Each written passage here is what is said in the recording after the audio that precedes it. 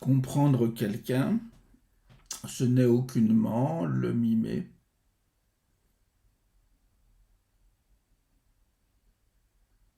Ainsi, par exemple, François Roustan, parlant de la posture, dit « Apprendre à ne rien savoir est l'essentiel de la posture hypnotique ».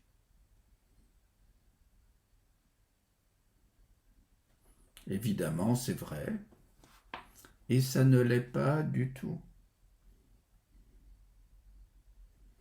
Pour apprendre à ne rien savoir, il faut déjà en savoir beaucoup. On sait beaucoup, mais on se met à l'écart de ce que l'on sait pour laisser une place de hasard, d'autre écoute, de silence. Ainsi, si je prends ma propre pratique, elle est très bavarde, quand Roustan implique de ne rien dire, de savoir se taire. Pourtant, à côté des mots, il n'y a que du silence. La matrice des mots est silencieuse. Ces mots génèrent une forme de silence où quelque chose se dit, en dehors des mots, à côté d'eux. Les mots sont le médiateur à la relation. On est à côté des mots, donc dans le silence qu'ils génèrent. Que dit toujours Roustan ? Il s'agit pour le thérapeute de ne compter que sur sa présence, son état d'être vivant, de participation. On ne saurait mieux dire. La présence est là, le souffle qui s'unit à un souffle, l'envie dans la respiration, on respire le sujet comme on va l'inviter à ce qu'il vous respire lui-même. Quand il est dans son acte, il commence à se déplacer, à ne plus être exactement lui-même dans l'endroit où il était coincé. Qu'ajoute Roustan ?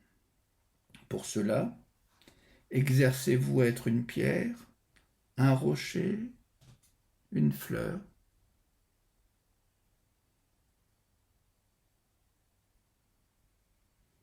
Quand vous êtes cette pierre, ce rocher, cette fleur, vous dégagez une odeur. Dit autrement, une vibration.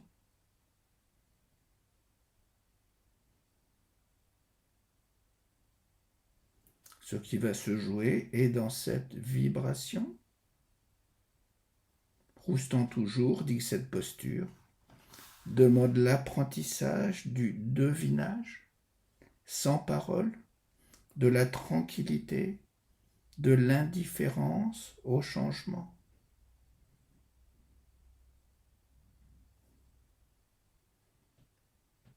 Il précise notre manière d'expérimenter l'hypnose est la posture physique. Elle s'obtient par soustraction, être là et ne rien faire, sans intention, sans but, sauf celui d'être en relation. C'est exactement ça. Par une autre pratique, quand le patient dira oui, il entre en relation. Il a laissé tomber son intention première. Il commence à se dégager lui-même de son but, à ne rien faire. Et là commence quelque chose.